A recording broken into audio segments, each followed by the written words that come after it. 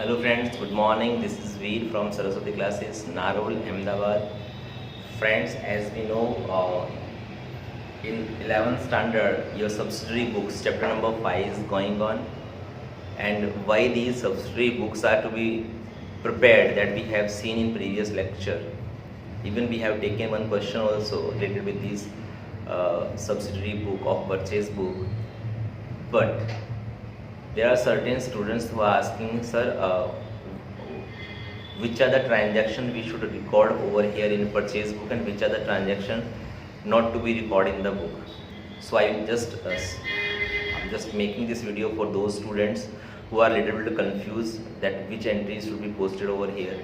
Friends, simply if I say cash transaction तो यहाँ आएंगे नहीं, कौन से ट्रांजैक्शन नहीं आएंगे अब आप समझिए। एक, आपके कैश ट्रांजैक्शन यहाँ कोई पोस्टिंग नहीं होगी। Second one thing, if you are purchasing और selling fix assets like land, building, plant, machinery, furniture, उसकी भी एंट्री नहीं होगी। लेकिन उसमें एक चीज़ और है, अगर आपका पूरी डिटेल ही पूरा क्वेश्चन ही फर्नीचर से रिलेटेड हो तो हम फर्नीचर की एंट्री लेंगे।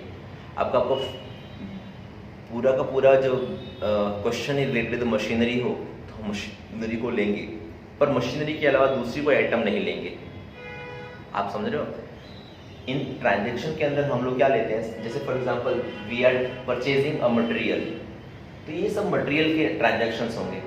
और यहाँ एक एंट्री आई थी फर्नीचर को परचेज करने वाली, तो मैंने क्या कहा, अगर फर्नीचर ले रहे हैं तो ऑल फर्नीचर, मटेरियल ले रहे हैं तो सिर्फ मटेरियल, फिर दूसरा कोई उसके अंदर आना नहीं चाहिए। इवन जब आप फर्नीचर का पूरा क्वेश्चन दिया हुआ है और वहाँ एक ट्रांजैक्शन आ जाए कि we purchase the goods of 10,000 rupees, should not be recorded. Why it is not recorded? Because we are preparing the purchase of cash book for furniture account only, so goods should not be recorded over there. तो similarly दो चीज़ें देख ली हमने, cash transactions नहीं आएंगे, fix assets जो हैं purchase की होंगी तो नहीं आएंगी। फिक्स एसेट में बहुत सारी चीज़ें हो सकती हैं, है ना, I have discuss earlier on. दूसरा, ऑर्डर वाले ट्रांजैक्शन तो इसमें आते ही नहीं है। चौथा, जनरल प्रॉपर की एंट्री। अब जनरल प्रॉपर में क्या क्या एंट्रियाँ डालोगे, जैसे रेलवे, फ्रेट, नूर, चुंगी, है ना, ये टैक्स वगैरह, ऑक्ट्रॉय, ये सब चीज़ें इसमें अगर दी गई हैं तो हम उसको यहाँ ना लेकर के जनरल प्रॉपर में इसकी एंट्री डालेंगे। आपको एंट्री भी नहीं लिखनी है, you just have to specify over here. इनको बताना है कि ये एंट्री जो है ये कैश बुक की है तो कैश बुक में चली जाएगी, ये एंट्री जनरल प्रॉपर की है जनरल प्रॉपर में चली जाएगी, क्रेडिट ट्रांजैक्शन है तो यहाँ आ जाएगा, और क्रेडिट नहीं है तो उसके अलावा जो भी ट्रांजैक्शन हैं वो सारे के सारे ट्रांजैक्शन साइड में क्या करेंगे, उसको स्पेसिफाई करके लिख देंगे, ताकि चेक करने वाले को ये समझ में आए कि बच्चे को सब चीज़ों का इंफॉर्मेशन है।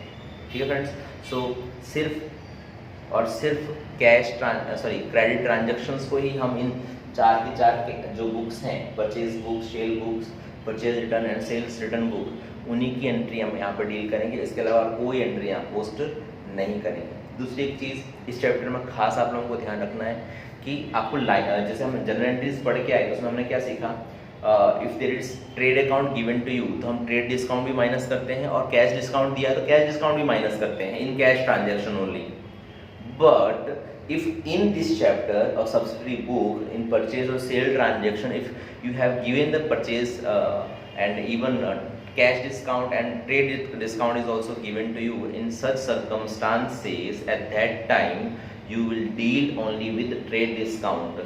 कैश डिस्काउंट को यहाँ completely इग्नोर करना है, क्योंकि हमने क्या सीखा है, कैश डिस्काउंट तभी आता है जब कैश में डीलिंग हो, और यहाँ तो इन परचेज एंड सेल्स उसमें कैश में डीलिंग होने का कोई क्वेश्चन पैदा ही नहीं होता, हम उसको पोस्ट में ही नहीं करते, तो जो उसको पोस्ट ही नहीं करते, उसको लिखते ही नहीं है, तो उसका कैश डिस्काउंट गिनने का भी कोई मतलब नहीं बनता है। ठीक है फ्रेंड्स, एक और चीज़, कई क्वेश्चंस में ऐसे दिखा होगा कि हमने परचेज किया या फिर हमने सेल किया और सामने वाली पार्टी ने या फिर हमने 50% अमाउंट पे कर दी चेक से या कैश से, और रिमेनिंग बाद में पे करेंगे।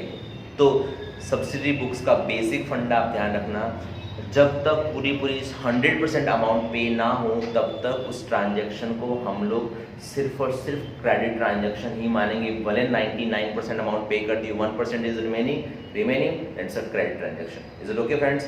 तो this is all related with your subsidy books and I hope आप लोगों को समझ में आया होगा, और समझ में आया है तो वीडियो को लाइक कीजिए, शेयर कीजिए एंड सब्सक्राइब कीजिए। मिलते हैं नेक्स्ट वीडियो में, till then bye bye, see you, have a nice day.